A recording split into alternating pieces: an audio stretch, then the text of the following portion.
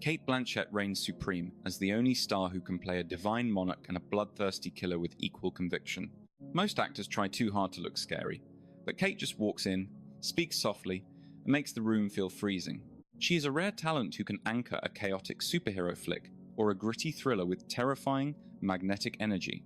She enjoys being wicked just as much as performing Shakespeare, especially in her surprisingly wild, villainous turn as Hela. As the goddess of death, her character could have easily been a boring, computer-generated villain waving a giant sword. Instead, Blanchett delivers a phenomenal performance right from the start, famously telling her brothers they have no clue what she can do. She radiates a relaxed kind of malice. Hela isn't merely after a throne. She loves tearing her brothers' lives apart bit by bit. Blanchett portrays her with total confidence in her victory, making every tiny grin or soft warning feel genuinely life-threatening. Even while crushing Thor's hammer like it was made of crackers, she stays perfectly calm, appearing truly like a deity. She feels less like a typical comic baddie, and more like a tragic queen who enjoys total destruction during her lunch break. Blanchett accomplished what few Marvel villains ever do by dominating every frame from the second she showed up. The third Thor movie is so full of jokes that most bad guys would just be filler between the action scenes. But Cate changes everything. When she shatters that hammer, her sheer presence instantly shifts the entire mood of the film. Whenever she appears, her charisma is so strong that the jokes stop, and the danger feels incredibly real again. Her strength isn't the only factor, it is how much she loves having it, with every single step being carefully calculated.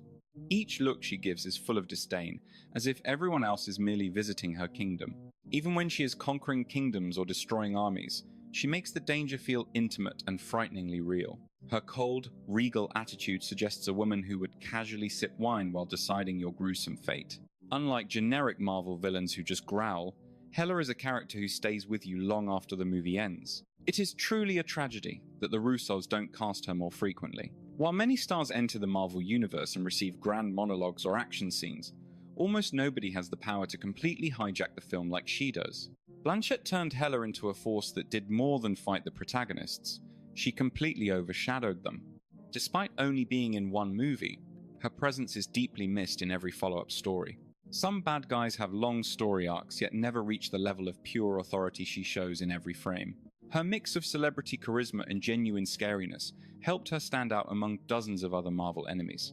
Even with space aliens and magical heroes around, her entrance reminds everyone who truly holds the power. Then there is her Soviet spy in the fourth Indiana Jones, a perfect mix of Cold War tension and theatrical style. Irina carries a blade like a conductor's wand and grins as if she's already 3 steps ahead in a game. She plays that scientist with such intensity that she feels like she is in a different, much more focused film. Her voice is sharp and sudden, with every single word sounding like it could slice right through you. A simple Russian antagonist becomes a mesmerizing presence whenever she takes center stage. She can make even the most boring scientific lines sound like a chilling ritual you really do not want to see. In the movie Hannah, she plays a CIA agent so detached and cold that she seems more like a machine than a human. Her character is a heartless hunter in a designer suit, chasing her target with the unfeeling precision of a computer code. She dives into the part with such extreme concentration that it becomes genuinely unsettling to watch. That subtle southern drawl makes her efficient cruelty even more disturbing, as if every word is a final death sentence. It shows that the most frightening monsters do not need magic. They just need Cate to stare you down in silence. Naturally, her darker characters are not all sword-wielding monsters, like Lou in the heist film Ocean's 8. She can also play the shady partner in crime, someone who handles every hustle with incredible style and grace. She portrays the ultimate cool partner who you would trust with both your safety and your money. She reminds us that even her lighter characters carry a dark secret that you definitely should not ask about. Even without superpowers, she has a sharp, dangerous energy that feels like a permanent cinematic threat lurking in the shadows. This is her secret weapon for dark roles. You can tell she is having a blast playing the antagonist. From death goddesses to spies, she never plays a basic villain, opting instead for roles that feel truly legendary. Her antagonists are fully realized people with deep histories, never relying on the usual boring movie cliches. She plays her villains as if they are the heroes of their own stories, fully entitled to their own power. Even amidst the neon-soaked chaos of Thor Ragnarok, her Hela feels unnervingly grounded. This explains why Marissa Weigler feels like a real operative walking the CIA halls. Every time she breaks bad, the entire film's momentum pivots toward her. Watching Cate Blanchett explore her darker instincts is like seeing a master burn the theater down and then calmly stroll through the wreckage.